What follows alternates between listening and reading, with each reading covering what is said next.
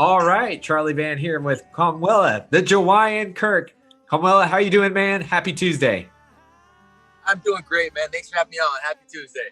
Yeah, definitely. Well, you're coming off a big win at LFA 97 over Guilherme Santos. Just talk about that victory, and man, what a striking barrage that you put on during that fight. Oh, thanks, man. Yeah, man, that was a big win. It was definitely a win that I needed. You know, I was coming off of 2 losses, one on the Contender Series, and then sorry, I'm parking right now, man. I figure it's probably safe if I just pull over and park and little afternoon cruise. Little afternoon cruise, man. Yep.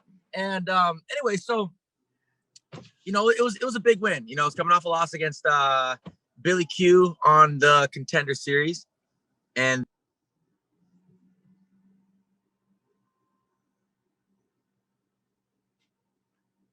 looks like we lost Kamuela here. Hopefully we can get him back.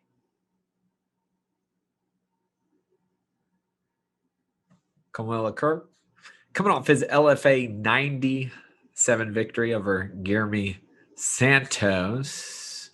Sometimes with Zoom, there's some connection loss. Let's see if we can get him back on. By the way, while I'm waiting for Kamuela to re-enter the meeting here, let's see. Let's try again. Let's see if we can get Kamuela back in here. By the way, be sure to check out fightfitlifestyle.com for all your fight apparel, from gear to shirts, also CBD products as well. Here he is.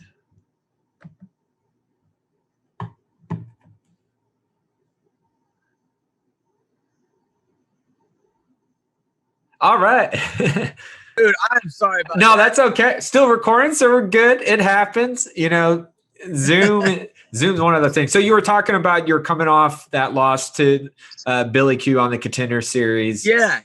So I'd lost that fight against Billy Q, unfortunately, and then I fought Bruno Souza in LFA after that, and that was a split decision loss. That was a fight that I completely thought that I won. In fact, when they were announcing the winner, and they'd even said that it was a split decision, I was shocked.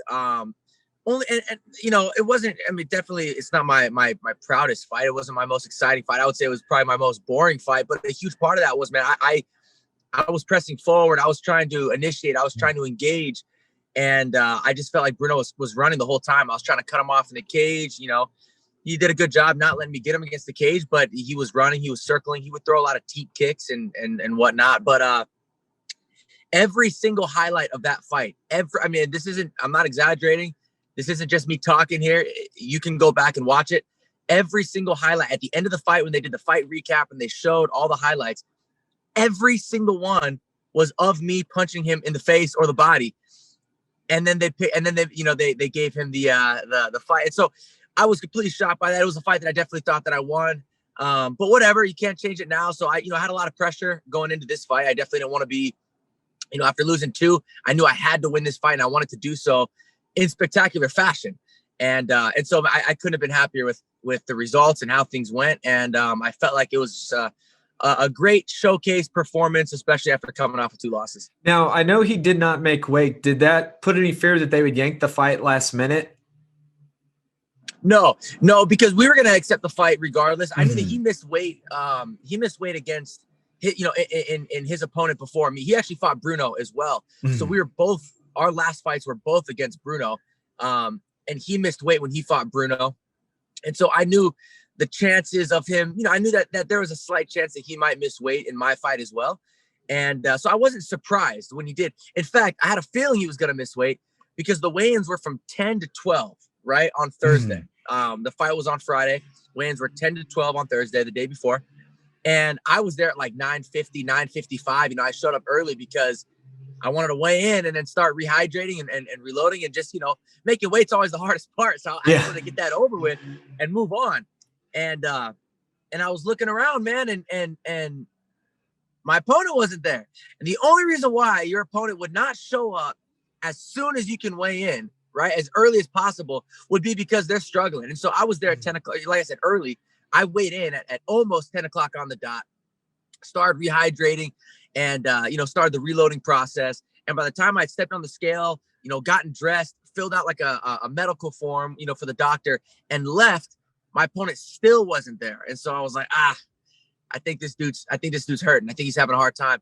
And then sure enough, I ended up getting a call from my coach saying, hey, he's overweight. He's about 2 pounds. It's like 1.7 or something like that. Overweight. And my coach goes, I already accept it. Because I told him, I said, well, all right, whatever. Like, we're still going to fight. And he goes, oh, no, I know. I already told them that we're still fighting. So we were planning on taking the fight regardless, man. Well, it's interesting him not making weight twice. He doesn't seem like a very big 145. So where do you think maybe the miscalculation there is? Obviously, it comes from top camp, with Faber over there and not knocking that. But it just seems like 2 fights in a row not making weight and not being a big featherweight.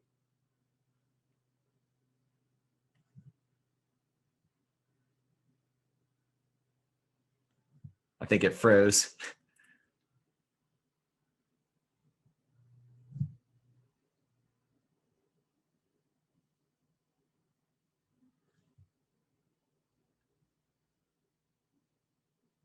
All right, we're back. This internet, this Zoom has been a fight. So Zoom alone, man. Just saying that, like two fights in a row, he hasn't made weight, but it doesn't seem like a very big 145 featherweight. So where do you think possibly maybe that miscalculation can be? Yeah. So basically, I was just saying that the weight cut is something hard to dial in. You know what I mean? And I had 6 amateur fights and now I've had 14 professional fights. And just over the last 2 or 3 fights for myself, I feel like we have really dialed in the weight cut and even more important, because you can kill yourself to make the weight. But even more importantly than that is making sure that you reload properly after weigh-in so that you feel as fresh as possible on fight night. And so I don't feel like, for me, I don't feel like I really started to dial that in until the last, 2 fights, maybe 3 fights. So maybe he's still trying to figure out. Everybody's different. You have these nutritionists and these gurus and everybody, and who they all say something a little bit different, or everybody's different. Everybody's body type is going to respond differently to a weight cut. Maybe somebody sweats a little bit more than somebody else, so they're able to lose water weight a little easier, so they can lose more weight in a shorter amount of time. Maybe somebody else has to diet down, further out, 4, 5, 6 weeks out. They got to really start dieting down. So for everybody, it's a little bit different. It takes time to figure out what works for you. So maybe for him, he's still trying to dial that in.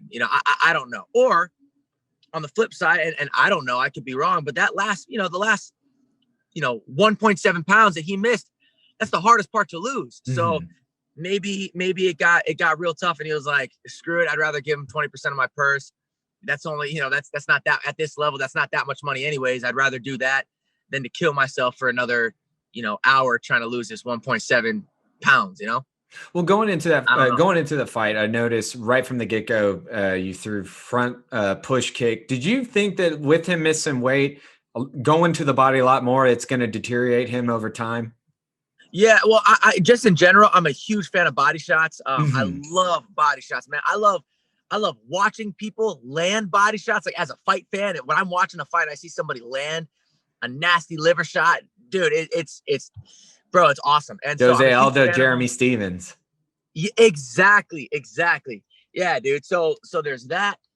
Just as a fan, I love body shots, and then I love to throw body shots. If you go back and watch my fight against Bruno, I like to mix in some body shots as well. I think it was in round 3. I threw a left hook to the body, and I came upstairs and then threw a left hook up to the head. Like I just love mixing in body shots, and so I knew this dude missed weight. Had a tough cut. Regardless of that, I would have thrown body shots, but I definitely made a mental note to really work the body, because I figured if he had a tough cut and I attacked that body early, then I can wear him out and then start to, pick my shots and start to really put on the pressure. Well, and I even noticed you did change your levels not too long after that front kick to go to the body as well. And it seemed like after that, he was definitely kind of noticing that a little bit. And there was a little squinting by him as well, a little pedaling. Was it just to you a matter of time? Because you got him with, I mean, you got several kicks and rocked him as well. Was it just a matter of time that you saw that you were ending this? Yes. So it's funny, man. I had visualized and dreamed, man. Like, you know, when you're in fight camp, the fight is all you're thinking about. It's to the point where like I'll try to do things to get my mind off the fight because I can't think about anything other than the fight. And it's like, man, I gotta stop obsessing about it. But I had seen that happen so many times where I'm like, I'm gonna pick my shots, I'm gonna hurt them. When I hurt him, I'm not gonna get reckless.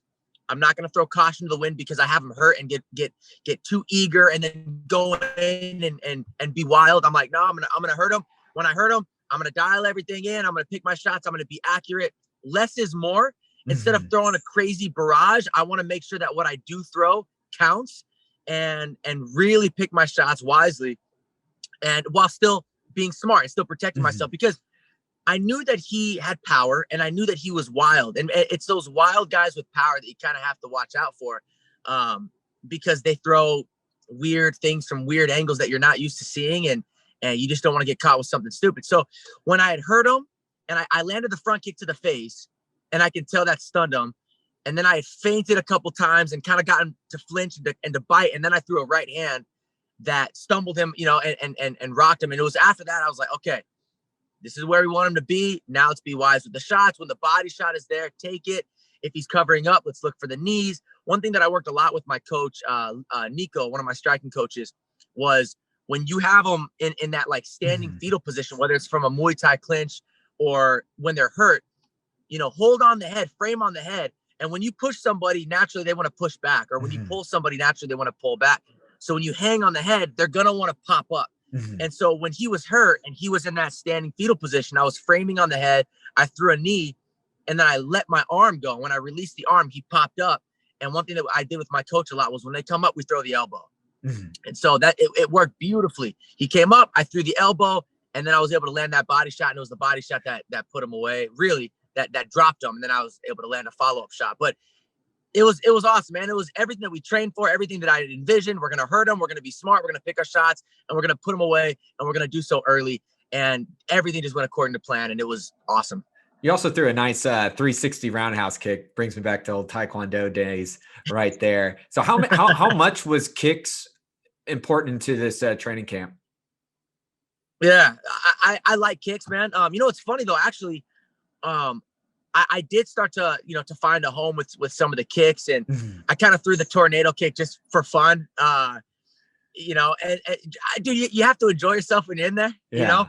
And I saw him cover up and I didn't feel like he was about to throw anything. And so because I saw him covering up, I was like, now's the time, do it, throw it. Does that just come with the comfortability of, because you've had over 14 fights now, plus your amateur, does that just come now that you're so comfortable in there that you can throw that, you feel more confident in throwing something like that? Yeah, absolutely. And, you know, just from sparring and just everything else. And you throw it in the gym so many times and you kind of learn like when to throw it and when to not throw it. You know what I'm saying? And it was just one of those moments just after doing it again and again and again, where it was like, I felt safe enough to throw it. He wasn't swinging crazy. I didn't feel like I was going to spin into something wild, you know? And like I said, dude, I just, you have to have fun. You have to enjoy it when you're in there. Otherwise it's just too stressful and overwhelming. But anyways, yeah, so the goal was to actually go in there and box them up quite a bit and then land some big shots. And then after landing a lot of big hands, you know, big shots with the hands, start mixing in some kicks. But early on, I threw a front kick to the face and it landed beautifully. And then I thought, if I do say so myself, but then I thought, you know what, man, that landed the first time. I had success with it. Let me mix that in again. And so you have to be able to make adjustments in the fight too. And you might have a game plan going in, but if you see if something's working, then you want to keep going and keep working that and mixing that in. It's interesting about the front kick because obviously with traditional martial arts, it's been around forever. But really, if you dial back to 2011 with Anderson Silva, Vitor Belfort, that's when we really saw how effective if accurate. And then of course, Machida over Couture. And now you're seeing it on and off. Condit was always good at throwing front kick as well. So it's just so cool to see more fighters utilize that technique, because as you know, it could be so useful, but you don't always see it. So is that part also just kind of confidence in throwing that? Yeah, one thing that we noticed with this guy is Guillermo is that he liked to catch kicks. I saw him catch Bruno's kick at one point. He caught my kick, and so I had a feeling he was gonna see the leg move, and as soon as he saw the leg twitch, his natural reaction is to drop the hand to catch the kick. And so I thought, you know what, if he sees this leg move, he may drop the hand to catch it, and when he drops the hand, instead of going around on the outside, I'm gonna come up the middle with it, and hope that lands, and it did. And what's cool too is that, when you're training and you're sparring with your team, we're never trying to hurt each other. There's so many things that we could throw that we don't throw. We don't throw elbows on each other. We'll show elbows, but we don't ever land them, of course. We'll show head kicks, but we're not trying to hurt each other with head kicks. When you're in the fight, man, it's like all these things that you have to pull when you're training that you're not allowed to land, because you don't want to hurt your training partners. You're allowed to throw. So it's like, man, I can throw this tornado kick or this elbow or this snapping kick to the face, and I can land it. Like, I don't have to be nice about it. You know what I mean? I can hit this dude with it, and and so without feeling bad. And so it was just cool, man. I was like, I want to throw the snapping kick, the tornado kick's there. Let's throw that. Oh, I want to throw the flying knee because he's covered up. Yeah, that was pretty good. Down, So again, man, it's getting comfortable, and then it's just like it's having fun and enjoying yourself while you're out there. Now, did you come from a traditional martial arts background before you got into MMA? Yeah, so I first started training in Brazilian Jiu-Jitsu when I was 4 years old. Oh, wow. My dad's been watching the UFC. My dad and my uncle, they started watching the UFC since the very first UFC ever. So UFC 1. And they saw, this little Brazilian dude, Royce Gracie, and he was just tapping everybody out. At the time too, although it was MMA, it was nobody was really training in the style. It wasn't a style. MMA wasn't a style. It was jiu-jitsu versus taekwondo, or boxing versus wrestling, or karate versus kung fu. Everyone had their own martial art, their own base that they came from, and then they put them together to basically see which martial art was superior. And jiu-jitsu was clearly, you had this little dude, this guy, there were no weight classes. So you had Royce Gracie, who was smaller than everybody else, and he was tying everybody else, everybody up in knots. And so my dad goes, man, I want to learn that martial art, and I want my son to learn that as well. And I was 4 years old at the time. He put me in. He found one of the only jiu-jitsu gyms in the area, because nobody knew what jiu-jitsu was. Yeah. So there weren't gyms everywhere on every corner like there are now. And he just so happened to find a jiu-jitsu gym, and we're actually still affiliated with that guy, our first instructor, to this day. So I'm 26 now, so I've known this guy since I was 22, and 2 years ago got my black belt under him. So it's been really cool. That's awesome. I mean, that's awesome to kind of stay the course and then in the journey in your career. And you did mention that was something, because my background is Taekwondo. There was no really jiu-jitsu here in Texas. I'm almost 33 now. And I remember right around that time, I mean, there was no kids learning jiu-jitsu, it was karate, it was Taekwondo. That was it. But now, I mean, the programs are everywhere, obviously, with the growth of MMA. So when did you first make that leap? You're like, okay, I want to do MMA. And what was that first fight? Was it going back and watching Royce, or was there a particular moment where you're like, you know what, I'm going to do this, I want to fight? Yeah, that's a good question. So it's kind of a funny story, but so I had trained in jiu-jitsu on and off from the time where I was 4 years old. I would go years sometimes without training, and I would play other sports. I'd play baseball and basketball, soccer, football, whatever. I would play all the sports, and then I would do some jiu-jitsu, and then I would, play the other sports and do some jiu-jitsu. When I was serious in jiu-jitsu, I as a kid, I would compete everywhere, California, Vegas, here in Arizona. And it was something that always came naturally to me, and I always had success when I would compete. And so I'd stopped training for a few years. I think I stopped training when I was about 10 years old, and I got really serious into basketball, believe it or not. And everything that I've ever done in my mind, I'm like, all right, I'm gonna be the best at it. Like, I'm gonna go pro here. When I was a kid, like, I played basketball. I was like, all right, I'm going to go to North Carolina because I want Yeah, to. that's the school that everybody. Yeah, that's the school, man. You know, forget about Duke, bro. We don't got to talk about Duke. No, sorry, Duke. It's Tar Heel, Jordan legacy. You got to. That's right. Got to. That's right.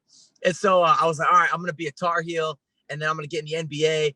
And I knew I wasn't going to be tall. So I used to watch like Allen Iverson highlights all the time and just kind of see how he did things. And I was like, I know I'm going to be, shorter, like 5'10" is not tall for the NBA, obviously, like not even breaking into sixes, but I'm going to find a way. I'm going to be so good at shooting that if anybody gives me space, I'm gonna hit the jumper, or I'm gonna find my openings. I'm gonna pass the ball and be really good at assists, like Steve Nash.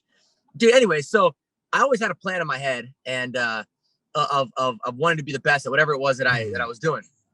Well, when I had turned 13, my family opened up the gym that I train at now, which is called Siege MMA out in Peoria, and so I kind of started training again because, like I said, about 3 years had gone by since I had trained. I started training again.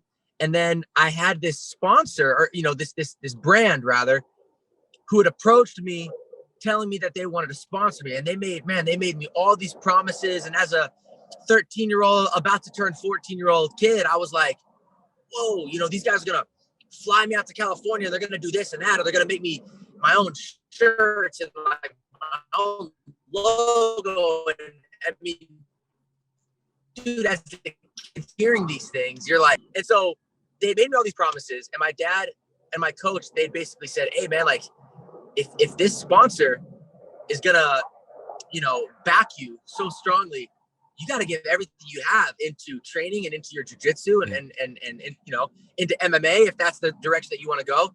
And so I had made a decision right then and there. I'm like, and it wasn't an easy decision, but I thought about it and I was like, well, I guess I got to train more and play basketball less.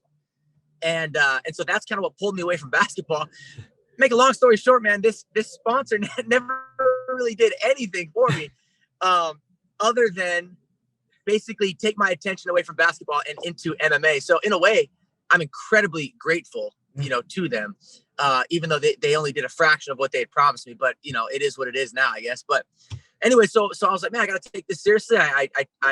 All I did as much as I was playing basketball before, which is basically every waking second where I wasn't in school, was with that same kind of seriousness is how I took my training. My jiu-jitsu, I started striking. I wrestled, ended up wrestling years later. And yeah, so I'd always where I was like, this is what I want to do, and I want to be the best ever. Did you already feel with like all that experience by the time you were in your amateur career, you kind of felt a little more professional just because you've had all that individual experience?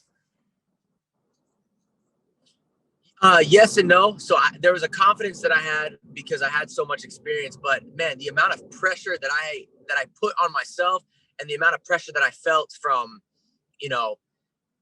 and no one was doing this on purpose. Nobody was putting pressure on me. It was just, I just felt pressure because I had grown up in the sport. I had been training for so long. I had a lot of success as a kid, and I started striking, and then, people were like, "Oh man, this kid's a good striker. This kid's going to be so good. This kid's going to be this and that." And the expectations were so high that when I made my amateur debut, man, to this day, I had never been more nervous for anything in my entire life because I just felt like, oh man, like what if I go out there and I suck? What if I go out there and I lose right away, or I get knocked out, or I get submitted and I'm supposed to be like, I've been doing jiu-jitsu my whole life and I get tapped out, or, and my family owns the gym, so I go out there and my family owns an MMA gym and I still go out there and lose. Like all the pressure that I had, it made it really intense for me, for my first couple of fights, especially that debut.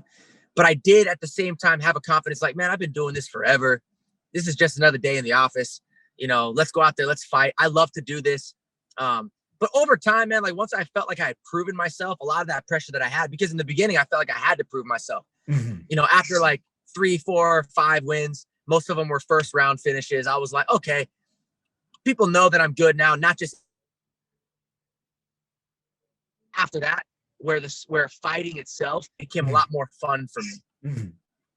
Well, it had to be also, even going back to the Contender Series, which I know it didn't end up being the result you wanted, but having that platform, that exposure, fighting in front of Dana, and just getting to be on. I guess at that time it was it still on UFC Fight Pass? I think the Contender Series at that point, but just having that platform, did that add extra to your confidence too? Yeah, it did. Like after fighting on the Contender Series, man, like these other organizations, they don't feel as big.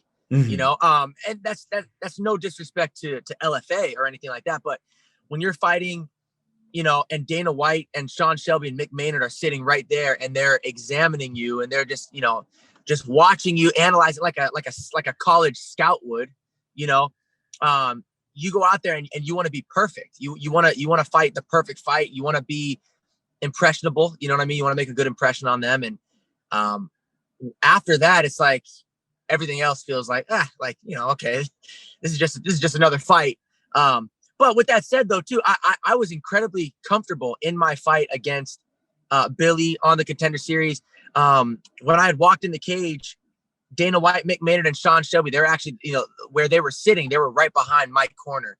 And so I looked over at Dana and kind of like, said what's up, basically. And then he kind of like looked back at me and I just thought like, dude, this is cool. It's cool to be here. This is fun. I never felt like this, I never felt like the stage was too big or that I didn't belong. Unfortunately it didn't go my way, but it did give me a confidence boost, knowing like, dude, you can perform under those lights and be just fine. Now, speaking of an impression, you made a pretty good impression on Alan Joban because he said your finish was very Conor McGregor-ish. So that's high praise right there. Also, yeah. what's the smallest crowd you're performing? Obviously, these last LFAs, there's no attendance. So what's the smallest crowd would you say that you've fought in front of? But you're saying before? Before COVID. Mm-hmm. So the smallest crowd that I ever fought in front of was, as a professional, it was probably when I fought. Sugar Shane Mosley, the boxer. Oh yeah. Okay, so legend. Yeah. So I'm like, hey man, Muhammad Ali, yeah, boxer. He had put on a show. It was like a private charity event show. I don't even know if it was a charity event, but it was a private show and it was only on pay-per-view. Each fighter only had like a handful of tickets that they could give to family and friends that they could attend. But it was a really, really small crowd. And it was actually at the Phoenix Zoo. So they had rented out the Phoenix Zoo, and like there's an area where they set up an entire cage and a small seating section around the cage, covered in tents. And that was super cool just because it was so unique. But that was a really small crowd, probably just a few hundred people. So still way bigger than anything that I fought in between the Contender Series or the last two LFA fights because of COVID. But compared to what it is normally like, that was probably the small. Man, that's like an action movie. Rumble at the Zoo.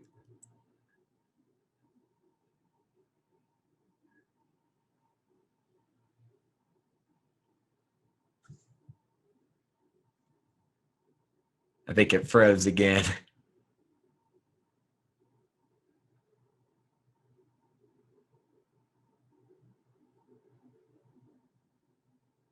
That looks like the Zoom froze again. I did it again. Are we good? We're good. I think we're in round 3 with this fighting with Zoom. I was going to say we're going the distance. We're going the distance. 5 rounds fight with Zoom.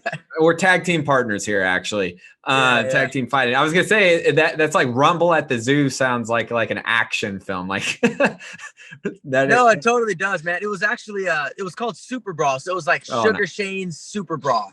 Yeah, it was cool. Well, that had to be really unique. So what's next for you? What would you like to see? Would you like another shot at the Contender Series, or do you plan on taking, another fight with LFA before that? If that is the next step for you? Yeah, so that's a good question. Basically I used to think all the time, man. I used to just obsess and about getting into UFC, because of course that's the goal, right? If you want to be the best, you have to beat the best, and the best fighters in the UFC. That's where I want to be. And that was all I used to think about is, man, do I need another win? Do I, the Contender Series, the Ultimate Fighter, like what are these steps? What do we have to do? And I would think more about getting into UFC than I would about what was, fights that were right in front of me. And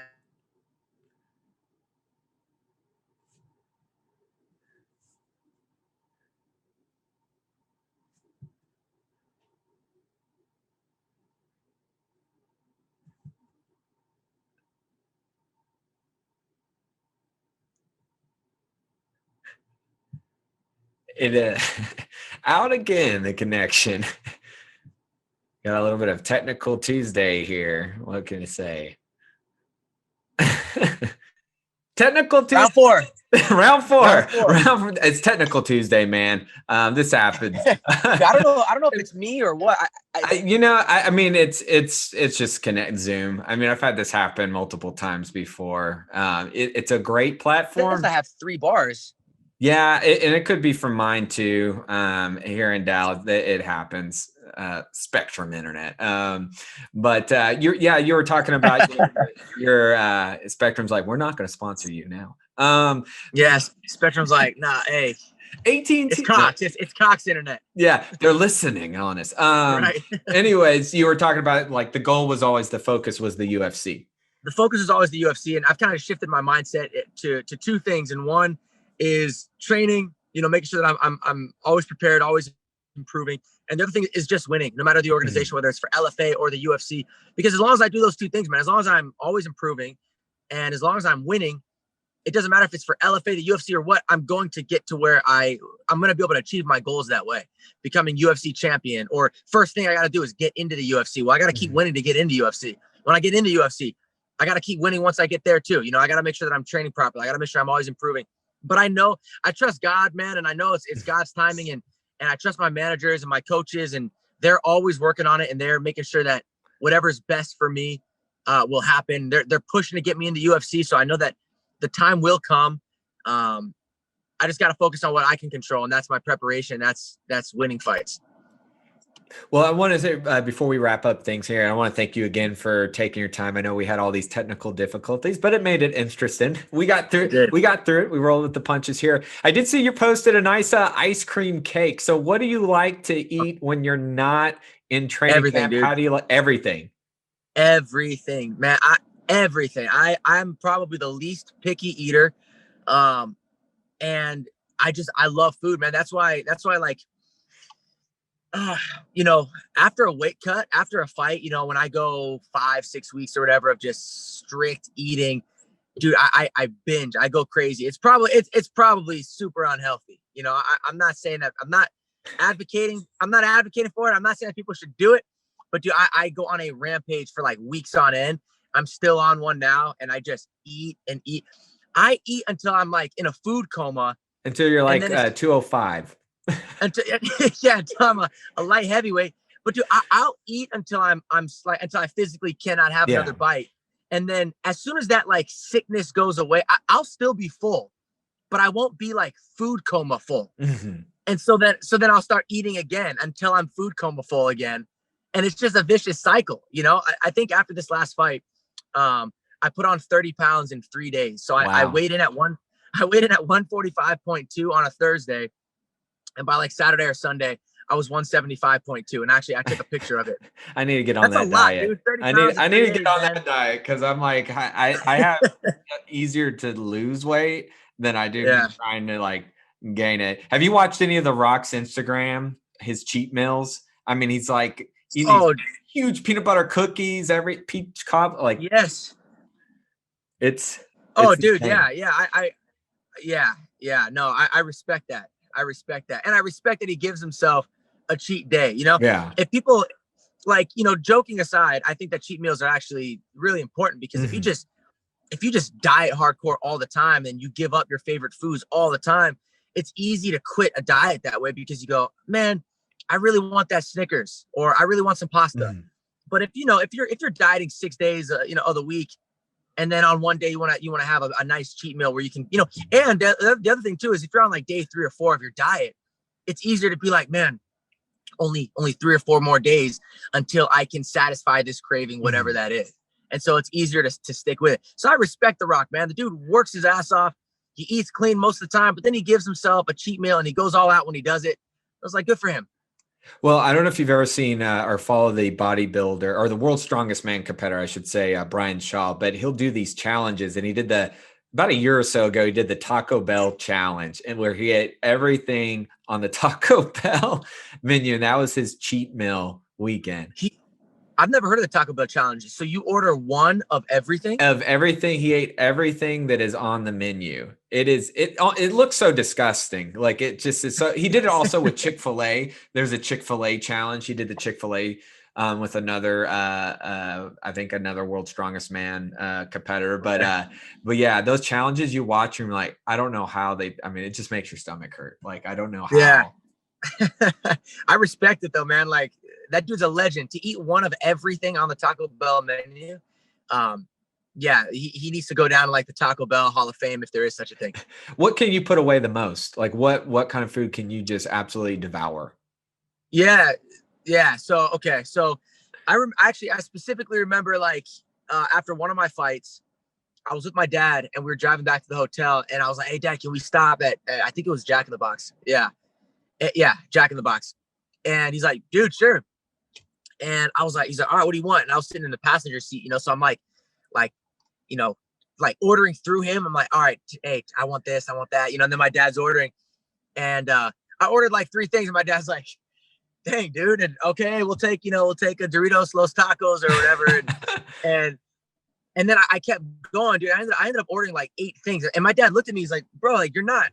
He's like, "I know you're hungry now because you've been cutting weight and you just got done fighting and you want to eat all this food." He's like, "You don't need 8 things, man, between like tacos and burritos tacos and burgers and whatever."